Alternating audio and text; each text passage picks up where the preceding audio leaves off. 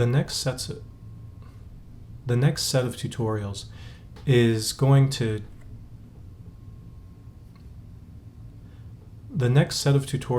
to vary pretty greatly. We're going to cover a lot of different topics.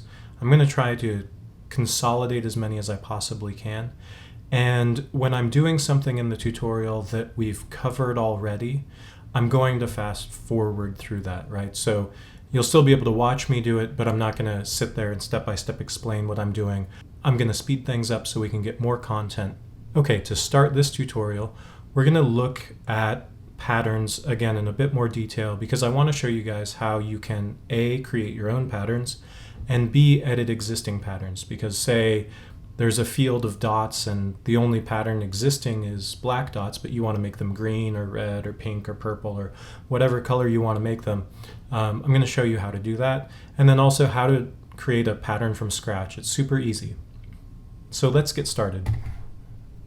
Let's go ahead and grab the ellipse tool, and we're going to create 3 circles.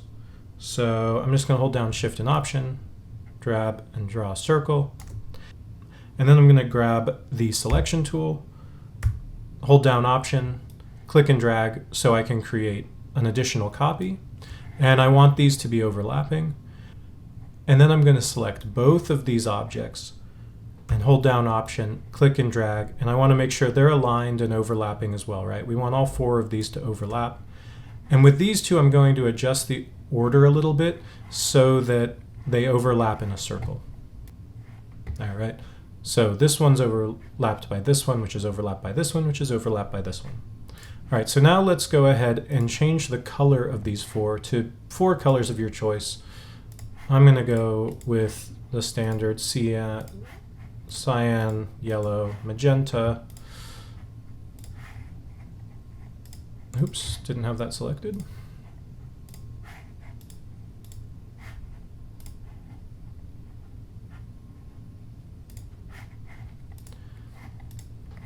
And then I'm going to adjust the opacity of all of these to be 50%. So if I select all 4 of them, I should be able to edit the opacity all at once. Great. And the only one I'm going to bump up a little bit is yellow, and that's just because it's so soft. I'm going to make that 70%. All right, so it stands out a little bit more now. Okay, so I've got these 4 set. And one last thing I'm going to do with the opacity is I'm going to change these to multiply, right? So that it actually increases and brightens the colors that we've got. So I've got these 4 objects, I've selected them all.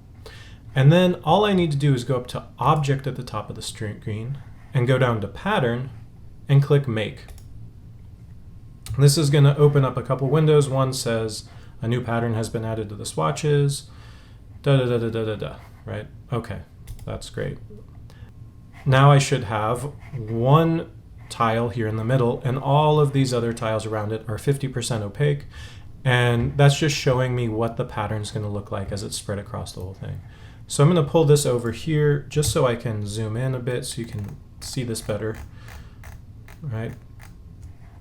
So first we can change the name of the pattern. I'm going to leave it at New Pattern. We can set the tile type, right? By default it's set to grid. We can do brick by brick, and you'll notice it shifts things off, and it allows you to set the brick offset, right? Half is normal. We could do a quarter, 2/3, whatever. It just depends on what kind of pattern you're going for. And then let's say we actually want all of these tiles, right, which is what they're all called, to overlap. Currently it's set, so the width and the height is the exterior edges of this. So let's change this to something a little bit smaller. I'm going to change this to 300 by 250. Right? And so now all of these tiles are beginning to overlap, and I'm starting to get a more interesting pattern. Notice that there are also, you can have hexagonal patterns or hex by row, right? So, but we're going to leave these set to be as they are. We're going to leave the default move tile with art. And you can change how they overlap as well. You can say the left should be in front, or maybe the right one should be in front of the left one, or the top one should be in front of the bottom one. And then this bottom section here, oops, sorry. This bottom section here just basically says, you know, how many times do I want this pattern to repeat in the while I'm making it, right? So do I need to see a huge field, or do I need to see a smaller field? And I can either dim the copies or not dim the copies, right? This gives me a much better idea of what the thing actually looks like. I can either show or not show the tile edge, and I can either show or show the swatch bounds. And if I do that, I'm going to go ahead and zoom out a little bit so you can see this, right? If I hover over this, it says objects outside these bounds are not repeated, right? So that's just something you need to be aware of, right? Anyway, okay, so I've got my new pattern. Great. And so then what I need to do is up here, I could either save a copy, so I could save this and make sure that I can use it again and again and again, or I can just check mark done.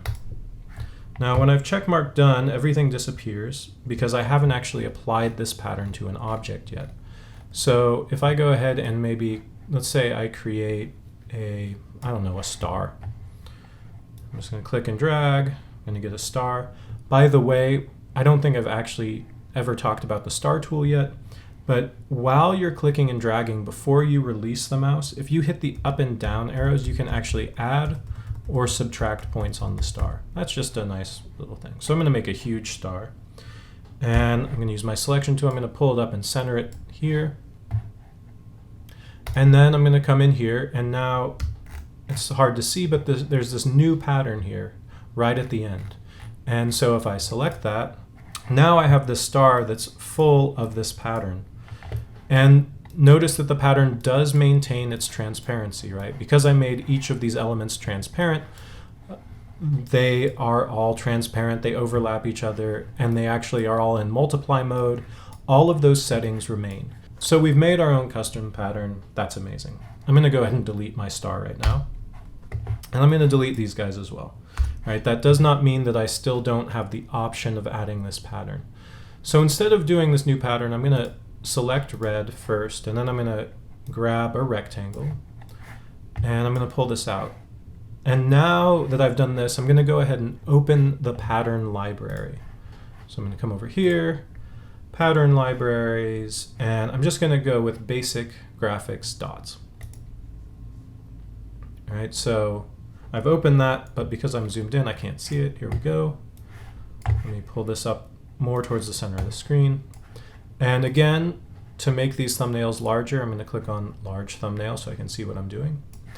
So now, to make this simple for myself, I'm just going to grab one of these fields of dots. Right? So these are just black dots on a transparent background.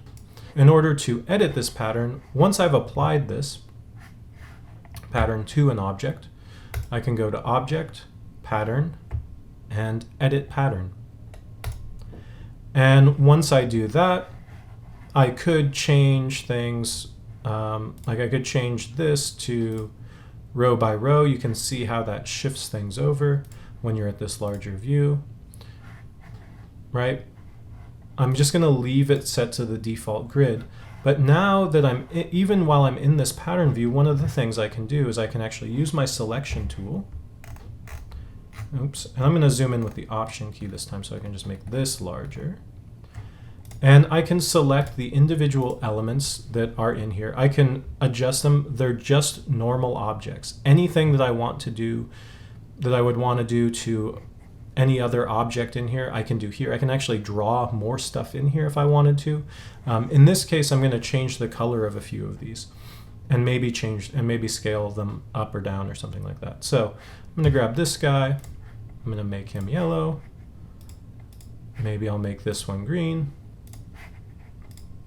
I like the idea that some of these are black, so I'm going to leave at least one black. Maybe this one's yellow as well. Maybe this one should be green again. Right? This is a pattern, so I want this to repeat in a particular way. All right, and look, I've got these 4 other ones here. Maybe this one should be yellow as well. Who knows? Then they're next to each other. We should probably leave this black and make sure everything else looks pretty good. These greens are all next to each other. That's fine. All right, so now maybe I want to scale up this center one. So I'm going to hold down Shift and Option so I can scale from the center. Right, so now there's this one big one that actually is underneath the other four, which is kind of awesome. Okay, so now I've made changes to this pattern. And I can say done. Right, and you'll notice it didn't change the dots here, but it has added a new one here. And I can always go in and actually save this pattern as well.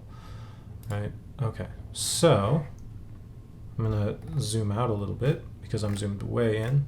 Right, so now this is a little hard on the eyes, but I've taken an existing pattern and I've made pretty significant changes to it. If I wasn't talking to you, it would take me 30, 45 seconds to totally transform this pattern. Patterns don't have to be square, right? So if I was to move this guy out of the way and just create a long rectangle and make it a single color, not a crazy pattern, and then select it using the selection tool, hold down Option, click and drag, and let it snap to the piece next to it. Change this to, I don't know, cyan.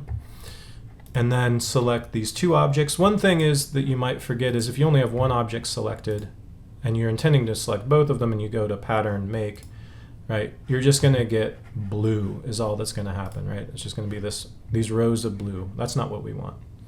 So I'm going to cancel that. And I want to select both of these objects. Then I want to go to Pattern, Make, right? And so this is a really simple way to create